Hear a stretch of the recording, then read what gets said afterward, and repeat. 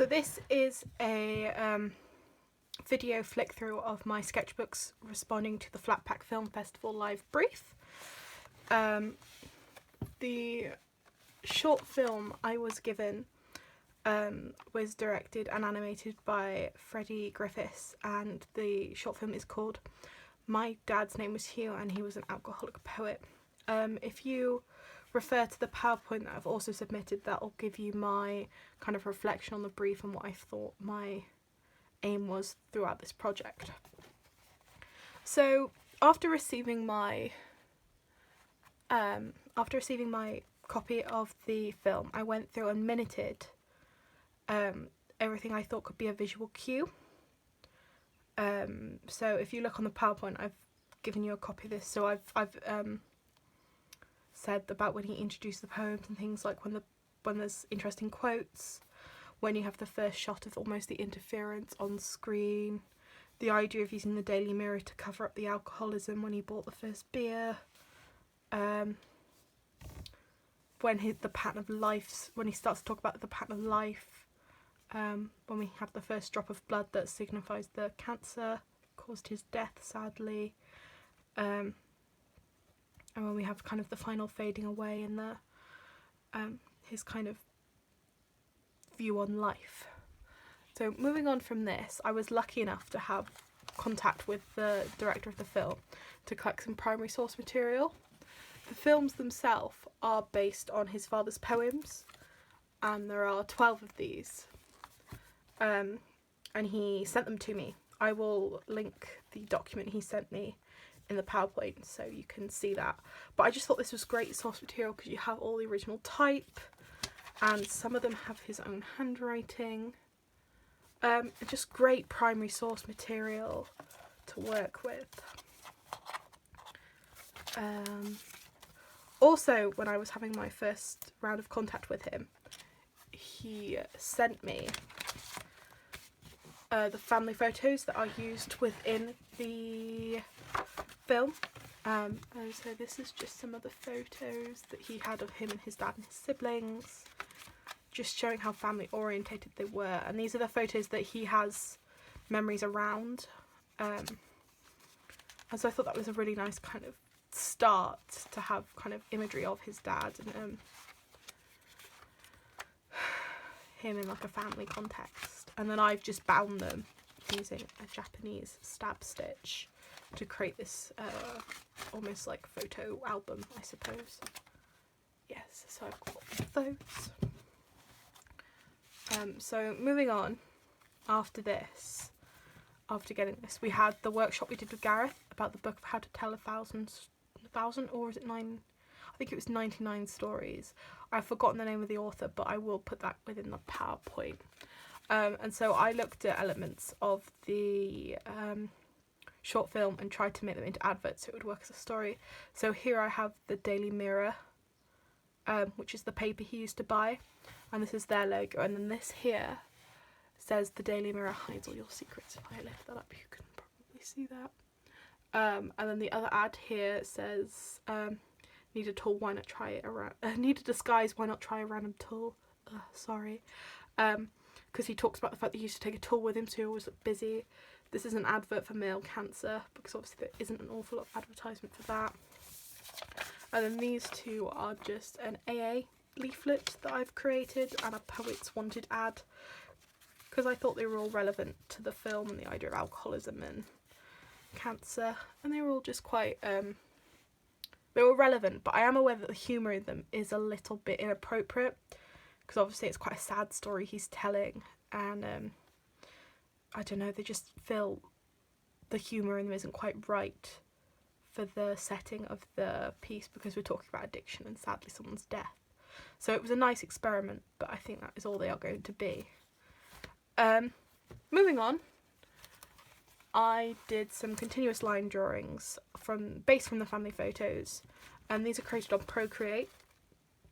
And I just did some simple continuous line drawings. I really like continuous line when you draw people, because I feel like you get this great movement that you don't get with just normal line drawings. And then I developed these in the animation itself. You have these moments where he's like fuzzed out It's almost like interference on an old-fashioned telly, I think.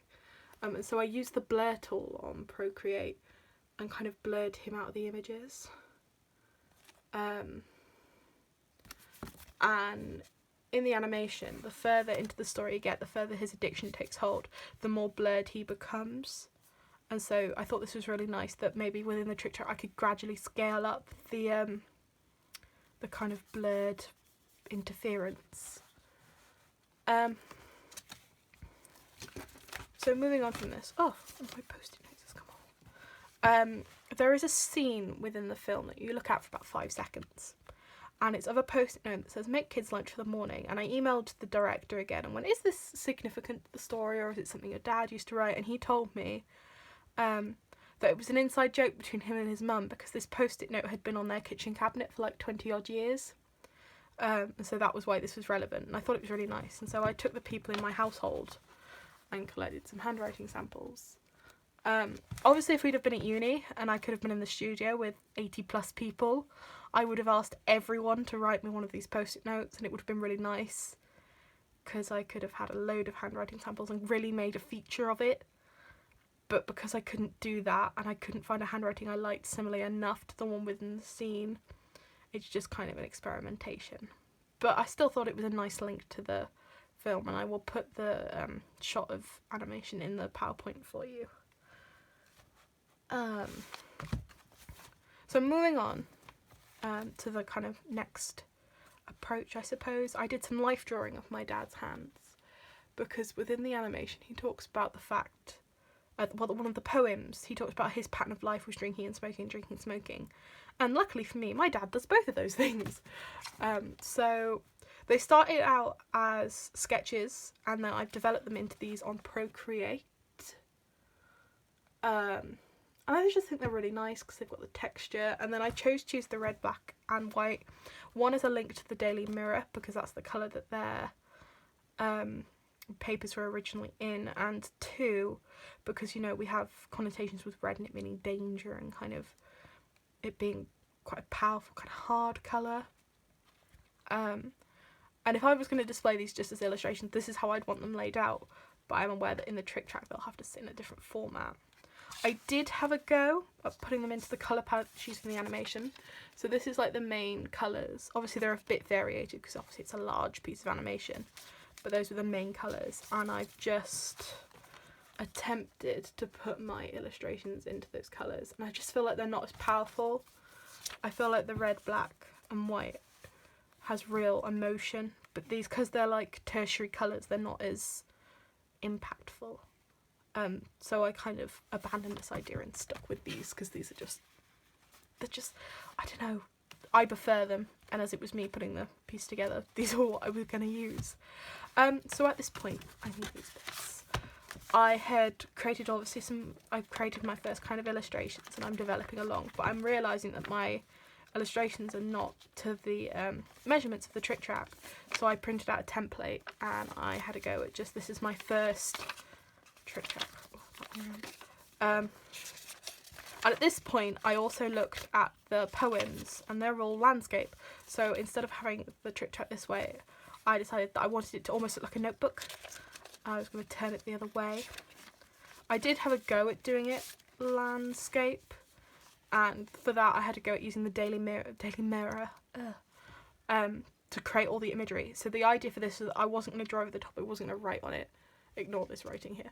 And so I got, I went through 4 Daily Mirrors, and I was able to collect, this is like a diary entry, and I thought that was really nice because one of the poems is called Days, and I was looking at creating that interference again, and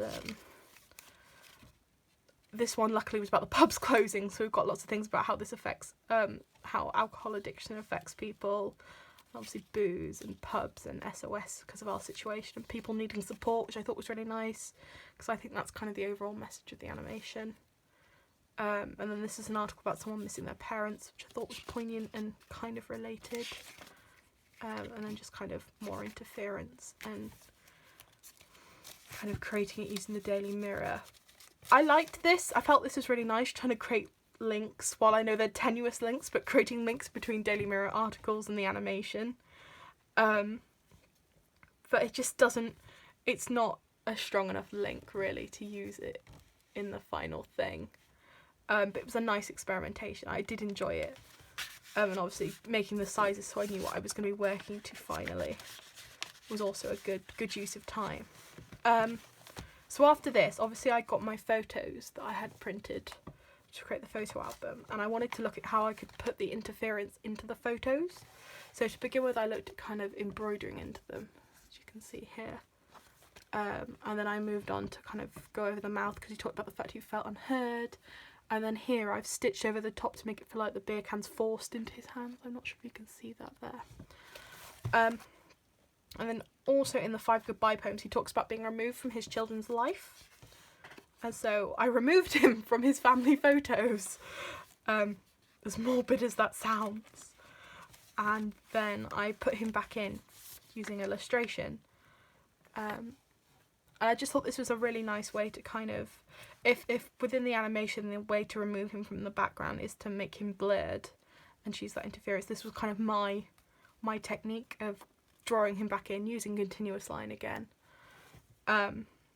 And I think it really, because you can tell, I just thought they were really nice images again, and the way I've cut them, ironically, it looks a bit like Polaroids, and that I felt was a nice touch. And yeah, I think it kind of shows the idea that he's there but not there. And he talks about that feeling a lot in the poems, that it almost felt like he was watching his life. He wasn't really involved. So that's what they're there for. This flap here is completely pointless. It's another colourway change where I've put my illustrations into his colours. And I've already had eliminated this, but it needed to go somewhere, so that's why that's there.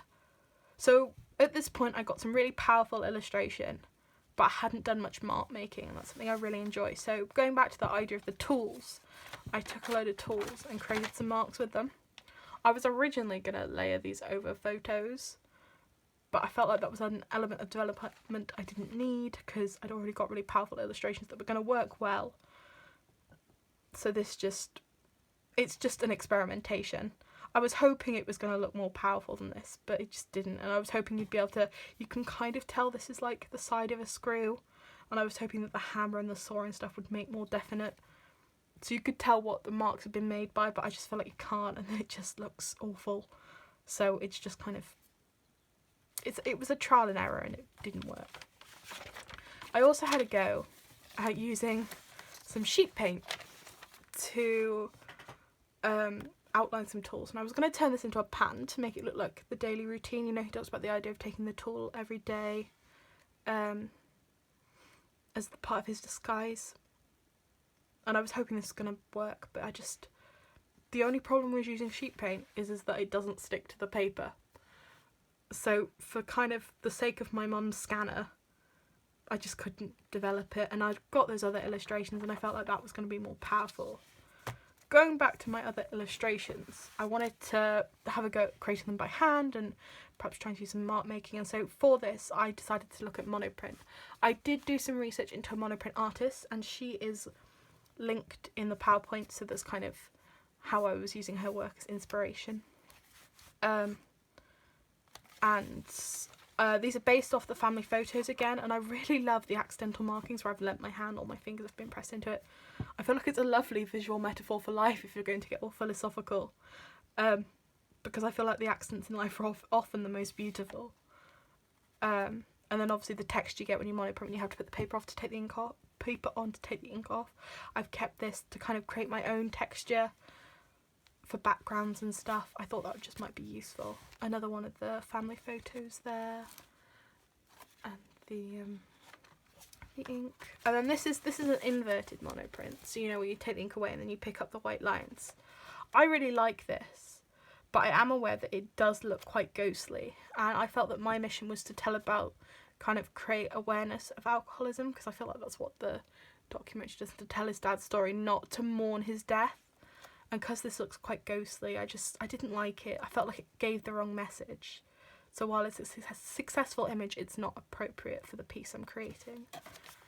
And then once again, we've got a monoprint there. So moving on, this is my page layout. So for my final pages, I decided I was going to use the figure illustrations and the life drawings of my dad's hand combined with the original poem. So that's all the tea stains, the handwriting, the paper clips, the scans that the director had sent me. I won't go through this too much here, but there is a slide about this on the presentation that explains this better. This here is just, obviously because I wasn't picking any of the typography, because I was going to use all his typography. This was me experimenting with things to go on the cover, a border to make it look more like a notebook again. And then this here is my kind of beginning of the end, I suppose, of me laying things out and trial and error. So I'm sticking to that red, black and white colour palette, and this is all the poems, all his typography, everything like that. This is my cover, and so I'm really pleased with it. I do think it looks like a notebook. And then obviously the information that Gareth had given us, but filled in with my name and the name of the short film and the director, and our logo and Flatpack's logo. And then finally, I mocked up my trick track for you, just so you could see how it sat with the poems. And so I've got the texture and obviously my life drawings. Obviously this is done on a very lo-fi printer, and if we'd have done it at the uni they would have looked considerably better. But I really like it, and I love the fact that you've got little details. I like the paperclip, and where he's used a typewriter and not a computer. And if you'll notice through here, the images are getting more blurred. So while the kind of the smoking and the drinking illustrations stay the same, him himself gets more blurred. So if you look back at the beginning, he's a full outline, and then he's starting to get more blurred. But the beer cans aren't, because that was the thing that was his consistency. And then these gorgeous bits of his handwriting that I feel just make it, because it connects it back to the roots of the animation. And then finally his last poem, the final goodbye poem to his children, and then him completely blurred. And then just the texture, the kind of the idea of darkness. And then the back panel there. Yeah, so this was my trick track sketchbook.